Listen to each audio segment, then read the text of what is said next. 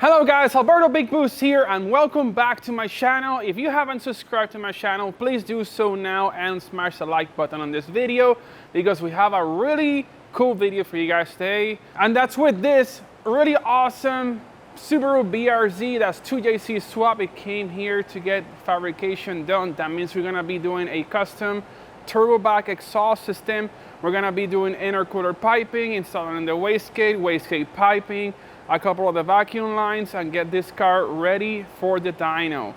This car does have a Motec computer. I have never worked with Motec ECUs before, so we're gonna try to make a quick base map on this to get it to the dyno and button them up. So it's gonna be a ripper. Let's get started on this thing. First, obviously, we have to put it on the lift, so I have to push the car all the way from this side of the shop to this side of the shop, and then after I do that, we'll get back with the video.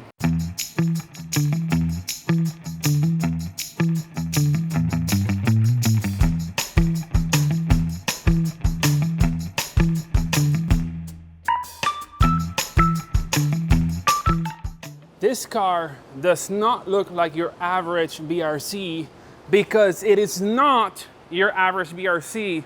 This puppy right here,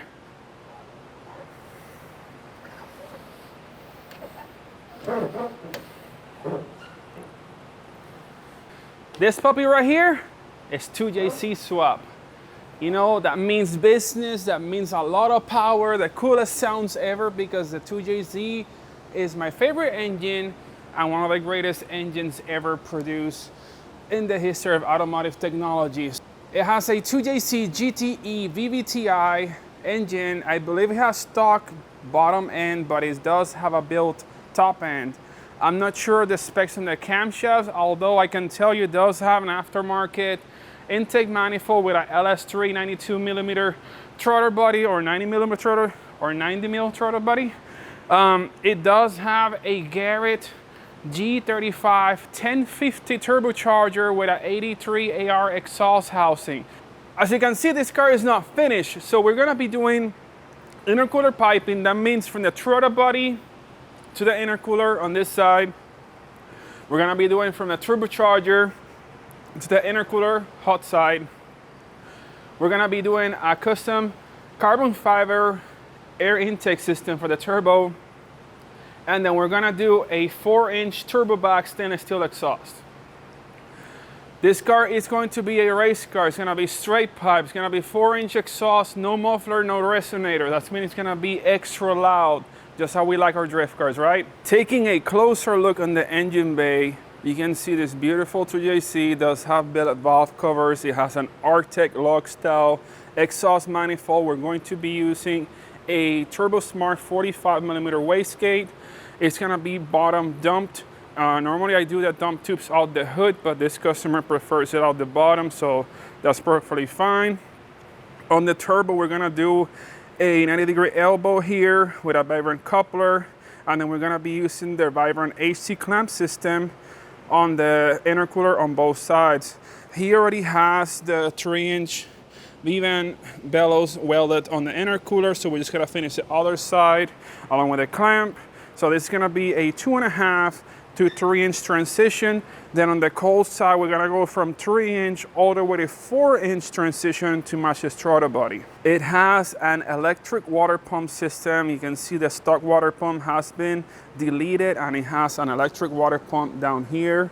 Not necessarily my preferred method. I do like the stock water pump, but this should work just fine. Along you get to do your custom braided -20 AN line, which looks pretty cool.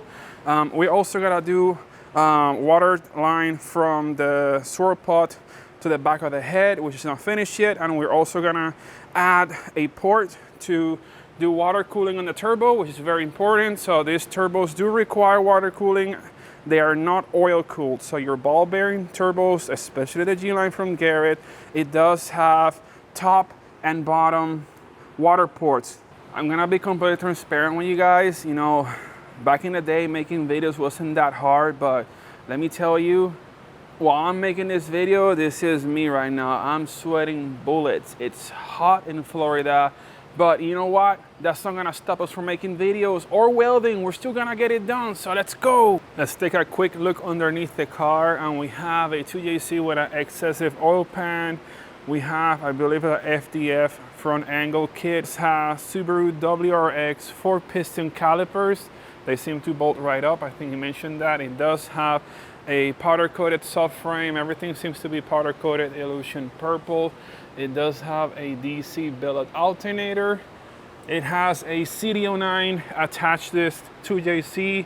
I'm not sure what brand adapter plate this is. Definitely not PMC. It's something else that looks a lot thinner. It does seem to have a custom-made transmission bracket, one-piece drive shaft. Then back here we do have a illusion purple rear subframe. It does have solid differential bushings. It has a Wastegate rear knuckle system. So it has full adjustability like the Pro cars. One thing that I did notice is that for some reason the shocks are too small. One thing to notice, whenever you're installing coilovers, you need to make sure that you have some of the coilover threads sticking out on this orifice right here. The threads end up about 1/4 inch above that, so that means it is a longer cartridge. When you do get a Wastegate rear kit on one of these cars, you do need a different length shock with your BC coilover. So it uses a longer shock with this suspension system. Now the stock one will be perfectly fine, but in this case, we are going to need a longer shock. I'll try to elaborate in this video, which I'm gonna be trying to resolve tomorrow. We have a radium fuel cell system, illusion purple bash bar. Now we have to do an exhaust on this car, but he doesn't want it to come all the way out to the back, so that means we're gonna be doing an axle system. Okay guys, before we start the fabrication part, we're gonna install the wastegate. Now we're using a Turbo Smart 45mm wastegate. This is the Gen 5 Hypergate. This is the light version, so the head is like very compact, and it fits great with the Artec manifold on the Garrett Turbo. Now you have a selection of springs right here. So you have a red, pink, gray, and black springs. Now for base setup around the 600 horsepower mark, we wanna get a spring pressure about 17 PSI. So for that, we're going to choose the 14 PSI red spring and combine it with the 3 PSI black spring. Now when you look in the diaphragm of the wastegate, you see there's a couple grooves here. So you have 3 sizes of spring that fits each in each groove. So we're going to fit the black one in the innermost groove, right? So it's a small spring. And then we're going to grab the red spring, and it's going to land in the outside groove. You notice that the middle part is not being used, and that one fits a spring like this one, the pink one right here, which is the spring that the wastegate came with as default, which is a 7 PSI spring. So we're not gonna be using any of these 2 springs, and to achieve 17 PSI, we're going to be using the red and black spring. Close this back together, we're going to put this on the groove. It does have the matching grooves on the top part right here. So we're gonna press it down. Ideally we do this in a vise, but I don't wanna scratch this right now, and it's not too much pressure to do it by hand. And then we're gonna lock everything up with a collar that twists into this thread right here. We basically press this flush, right? And we twist this.